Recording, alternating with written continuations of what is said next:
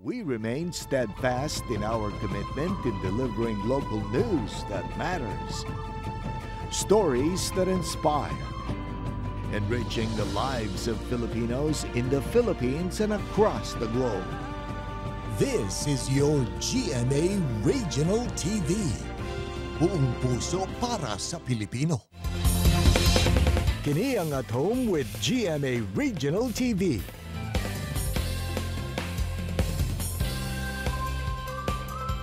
Bayong buntag, Southern Mindanao o Caraga Region. Kini ang At Home with GMA Regional TV. Atod damo mga importanteng balitang lokal gikan sa Northern o Western Mindanao. Kini ang pinakahalapad nga pagbalita gikan sa South Central Mindanao. Aniya na mga unang balita.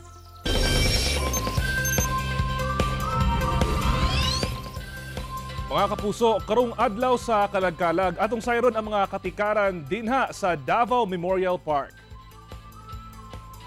Mga kapuso, no, ang inyong makita karon sa inyong TV screen ang Davao Memorial Park dinhi sa Davao City. Kung inyong makita, no, medyo gamay pa lang ang mga tao nga nagasulod karon dinha sa Davao Memorial Park. Ug syempre mga kapuso, no, for your information, one-lane entry o exit lang ta karon sa Davao Memorial Park. Busa, pwede lang mo makapark sa sulod sa mga sementeryo. Apan lauman nga samtang mudugay ang panahon karon, siguro pag-abot na sa hapon o sa gabi, posible nga mapuno na ang ato mga parking lot. Busa, ato ang ginapahimangnuan nga siguro ibilin na lang ang inyong mga sakyanan sa inyong mga balay o mag-commute na lang. O karon mga kapuso, no, atong makita ang mga tindahan dinhi sa gawas sa Davao Memorial Park. Kung inyong makita mga kapuso, no, buhay na buhay ang racket o mga negosyo karon sa ato ang mga kapuso sa gawas sa Davao Memorial Park.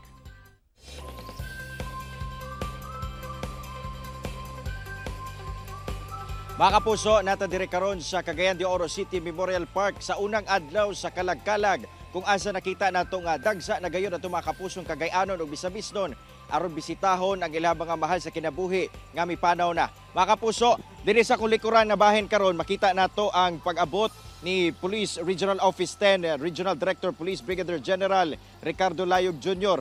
si Pro-10 Director personal nga mianhi karon diri sa Cagayan de Oro City Memorial Park aron sutaon ang security measures nga ginapatuman sa Cagayan de Oro City Police Office uban ang mga nagkadaiyang law enforcement agencies. Gani nakita nato nga adunay mga personay pud kaganina gikan sa City Disaster Risk Reduction Management Department, gikan sa City Local Environment and Natural Resources Office o CLENRO, napoy mga Roads and Traffic Administration o RTA personnel. Si RD Layog naa karon diri sa may entrada nga bahin ug iyang ginasuta uban si Cagayan de Oro City Police Office Director Police Colonel Salvador Radam. Ilang ginasuta ang kining mga butang nga nakumpiska gikan sa mga buot mo bisita diri sa sementeryo. Ang ginabawal ang pagdala og posporo, hait nga butang, armas, hinagiban o ilimnong makahubog. Gibawal gayud kini. Labi pa nga bawal ang pag-inom o ang pag-party-party o pagpagtapok-tapok diri sulod sa sementeryo. So karon mga kapuso, hugot ang seguridad nga ginapatuman diri sa pinakadako nga samang diri sa Tundakbayan. Sumala pa sa CLENRO nga nagdumala ni eding atuag sementeryo. Ilahang ginalauman ang ana sa kapin kulang 30,000 katao ang mobisita karong adlaw. Ilabi pa gahapon nga hinahinay na sab nga bibisita ato mga kapuso diri sa sementeryo bispera sa Kalagkalag. Mo kana ang latest gikan diri sa Cagayan de Oro City Memorial Park. Mga dagkong sementeryo sa Upol ug El Salvador City sa Misamis Oriental andam na alang sa Kalagkalag. Ang detalye sa report ni James Paulo Yap. Sayo nga mibisita ang pamilya Garcia sa Upol Catholic Cemetery, kini aron hinluan ang lubong sa iyang namatay nga amahan ug bana. Sumala nila nga ilan na kunong naandan ang pagbisita og sayo sa sementeryo aron na usab makalikay sa bagang duot sa katawhan nga mobisita sa mismong adlaw sa Kalagkalag. Samtang sa El Salvador City Catholic Cemetery, gamay lang sab ang mga mibisita karong bispera sa Kalagkalag. Apan, gipaniguro sab gihapon sa El Salvador City LGU nga aduna nay saktong personahe sa mga otoridad nga magbantay sa mga sementeryo sa syudad. Sumala ni El Salvador City Disaster Risk Management Office Head Teddy Bombeo nga nakaredy na ang ilang incident management team nga maoy mangulo sa pag-secure sa mga sementeryo. Bawal gihapon ang pagdalaw mga hait nga butang sulod sa sementeryo. Bawal sab ang ilimnong makahubog og mga sound system. Wala sab kunoy tugutan nga mag-overnight sulod sa mga sementeryo. Sa November 1, alas 8, ang gawas ang naay na mga tao diha sa sulod kay wa may maingon nila mag-inom ra man na. Ayon, nagubot. Hantod na po na sa following day, November 2, alas 8 sa gabi ng Japon. Just kasi among ipauli ang mga tao. Kauban si Jaybert Pairat sa kamera. Ako si James Pauliap para sa At Home with GMA Regional TV.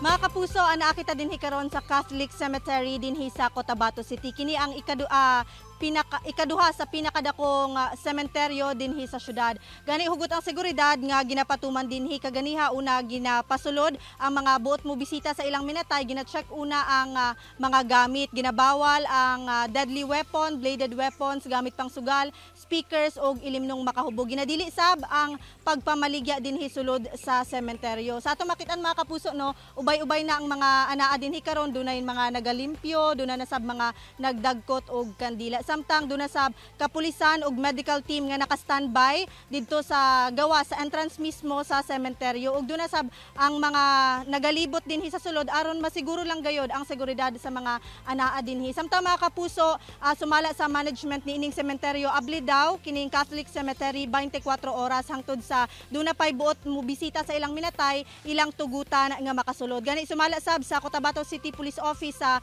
tanang sementeryo dinhi sa Cotabato, gatusan matud pa ka security and safety forces ang ilang gi-deploy. Mosa ka na ang latest gikan dinhi sa Cotabato City. Back to studio. Kini ang At Home with GMA Regional TV.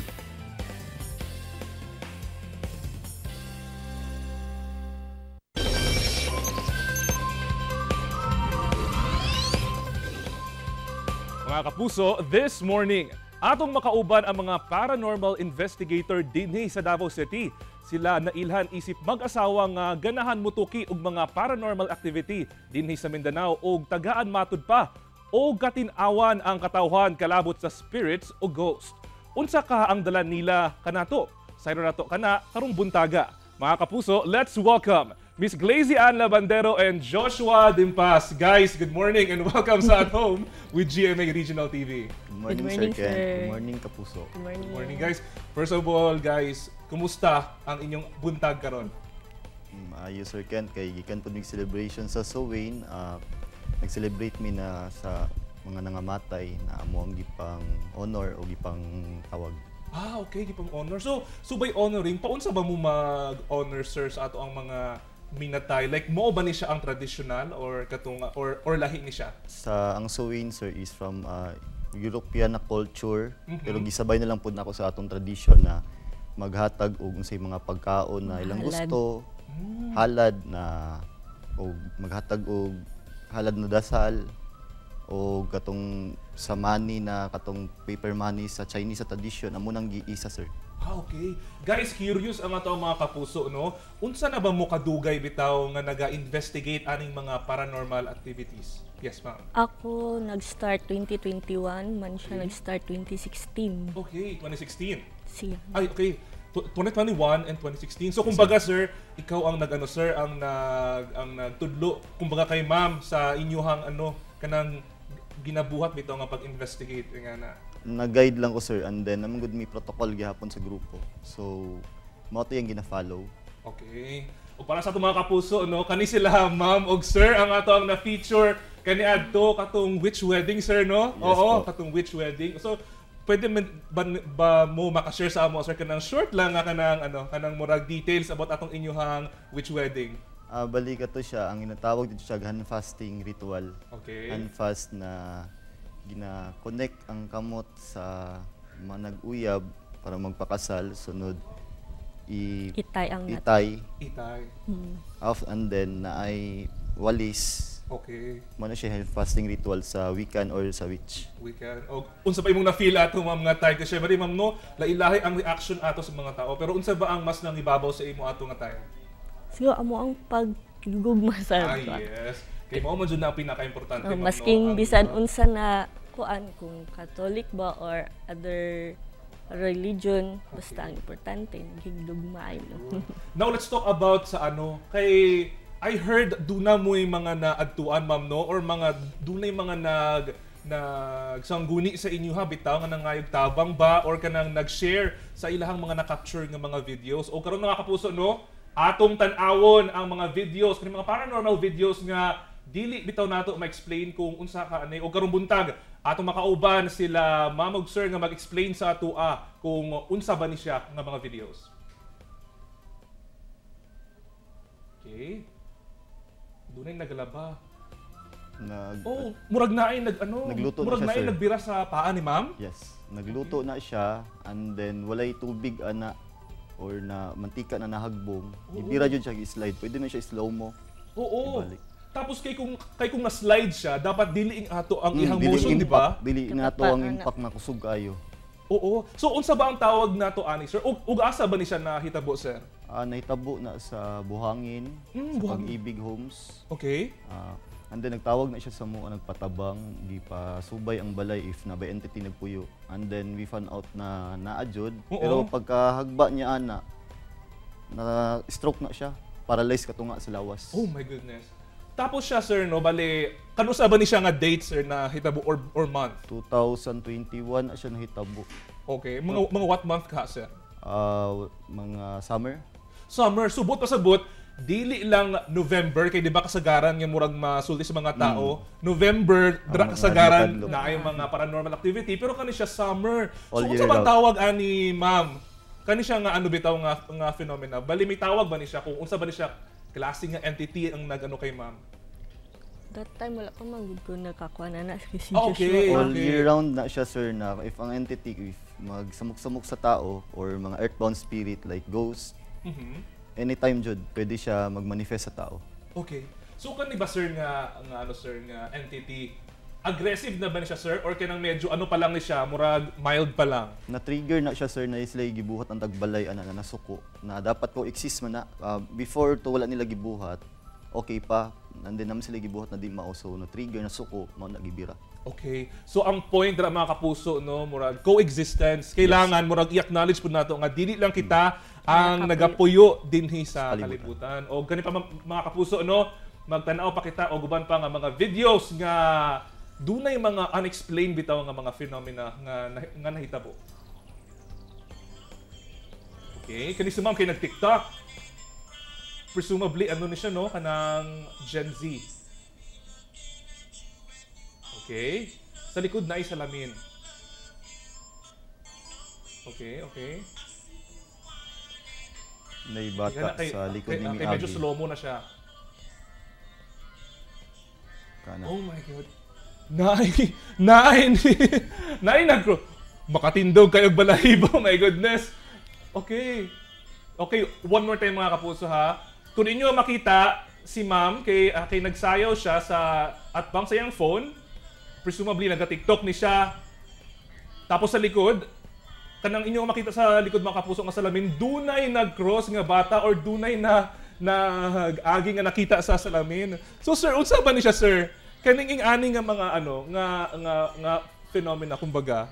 Kani siya aggressive ba ni siya or naani siya yung mga mensahe siguro nga gusto ipaabot? After investigation na mo na sir, na found out na mo na parente din nila ng bata. Okay. Pero pag sugod wala pa mo to kay naman koy bata dito na same natug dagway so gitan-aw na mo dili man gyapon mao. Kay amo man tong reenactment. Bali nahitabo na nag summer yata gyapon na or by July na nahitabo na TikTok. Okay. And then wala niya gituyo na na-capture siya. Okay.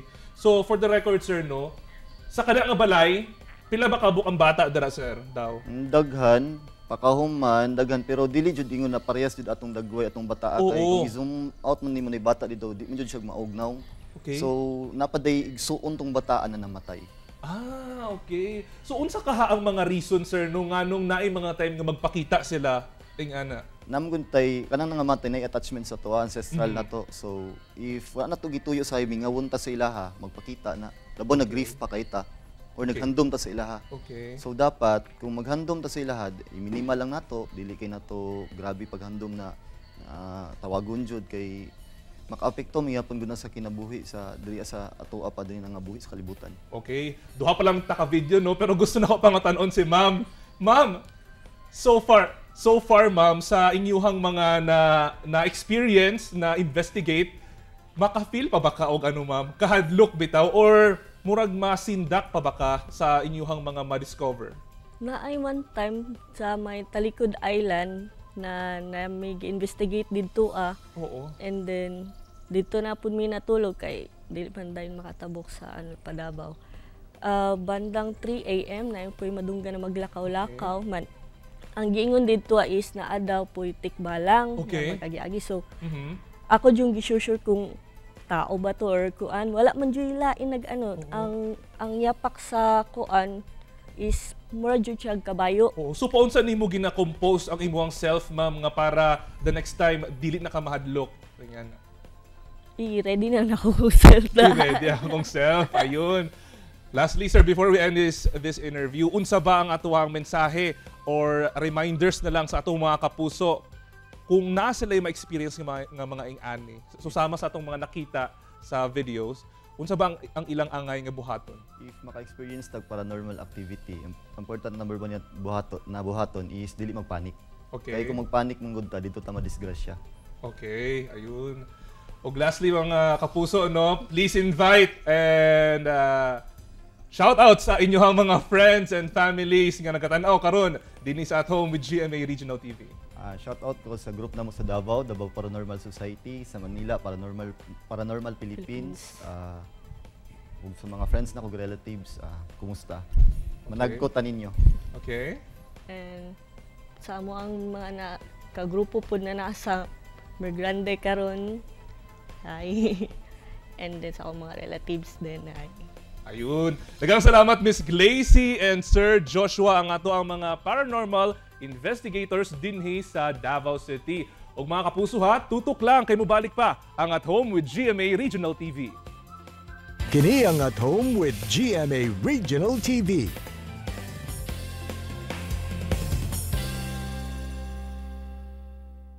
Mga kapuso, karong adlaw sa Kalagkalag, atong sayron ang mga katikaran karon dinha sa Santa Cruz Public Cemetery sa Barangay Tuban, Santa Cruz, Davao del Sur. Pinaagi ni Argel Relator. Live. Argel.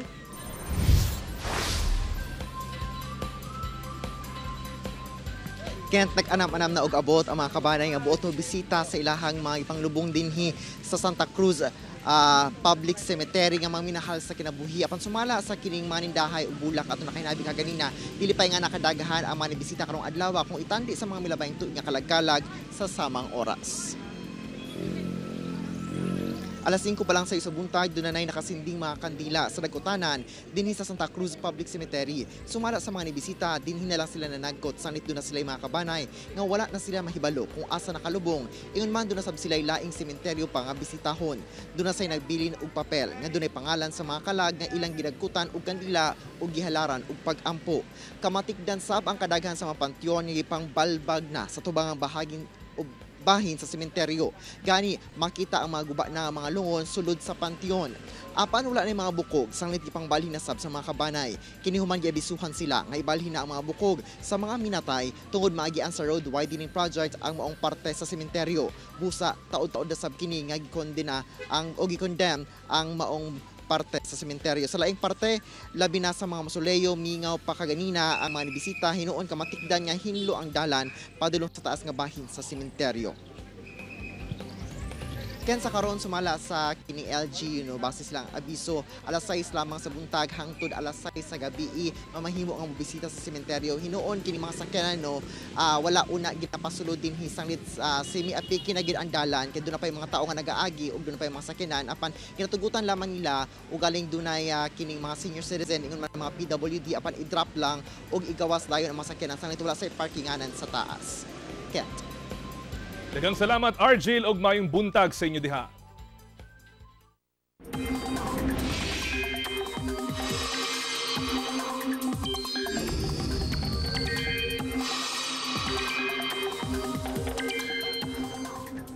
Sa mga kapuso natong mobisita karong adlaw sa mga sementeryo, daghan kamo og dapat dalhon usa na niini ang payong tungod posible ang pag-ulan karong adlaw. Base sa rainfall forecast sa Metro Weather, taas ang tsansa nga ulanon unyang hapon ang pipila ka lugar sa Zamboanga Peninsula, Northern Mindanao, Barm, Caraga, Davao Region ug Socsargen. Posible ang heavy to intense rains sa pipila ka lugar nga maghatod og pagbaha ug landslide. Ang masinating pag-ulan sa pipila ka lugar sa Mindanao, ang epekto sa localized thunderstorms sumala sa Pag-asa, samtang low pressure area ug shear line ang nakaapekto sa pipila ka lugar sa Luzon. Ulahing na matikdan ng LPA sa coastal waters sa Caramuran, Catanduanes, apan nagpabiling ubos ang tsansa nga mahimo kining bagyo.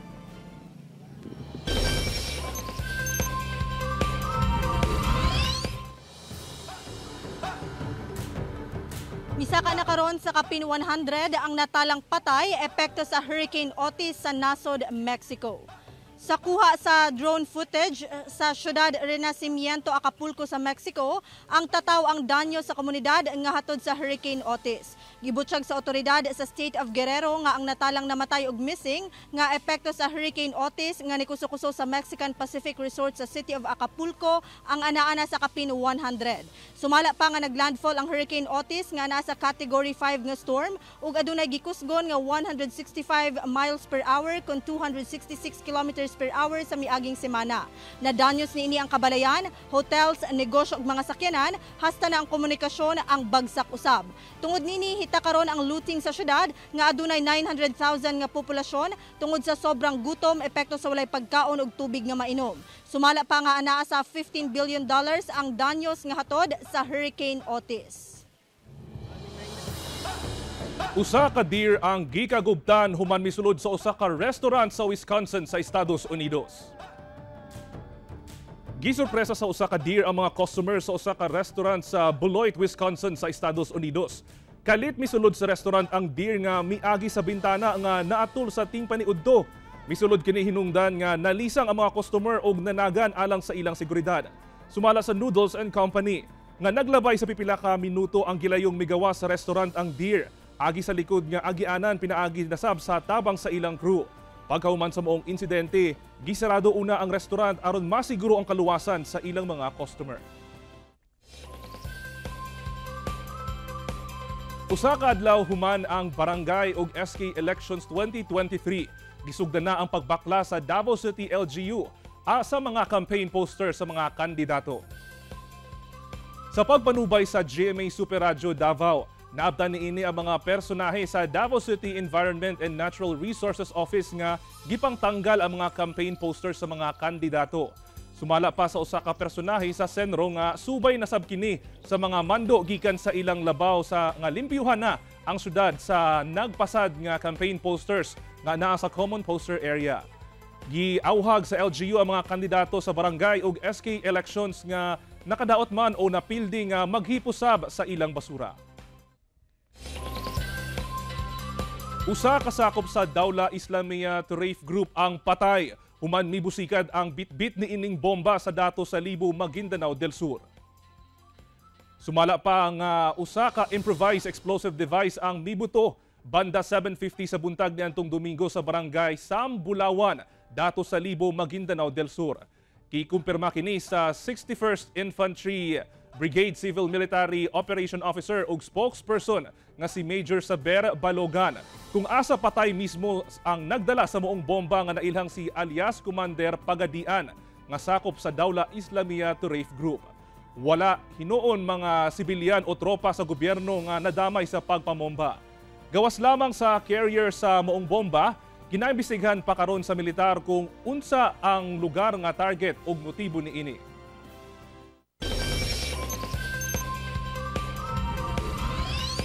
Mga kapuso, truly inspiring and motivating gayud ang mga istorya nato this morning. Sama ni ining panultihon ni Elvis Duran, usa ka American radio personality. Halloween is not only about putting on a costume, but it's about finding the imagination and costume within ourselves. Mga kapuso, 54 days na lang, Pasko na! Mao kadto ang mga ulihing balita sa Mindanao karong adlaw. Mamahimo ninyo kining makita pag-usab pinaagi sa pagbisita sa official website sa GMA Regional TV o bisitaha ang among official YouTube channel ug i-click ang subscribe button para sa pinakaulahing balita. Daghang salamat sa atong mga kapuso sa Mindanao nga nagalantaw kanamo ug sa atong mga kapuso abroad. Padayon lang sa pagtutok sa mga lokal nga balita matag adlaw tungod sa GMA Regional TV, Local News Matters. Kami sa At Home with GMA Regional TV, tibuok puwersa para sa mas dakong misyon ug masalapad nga pagserbisyo sa nasod.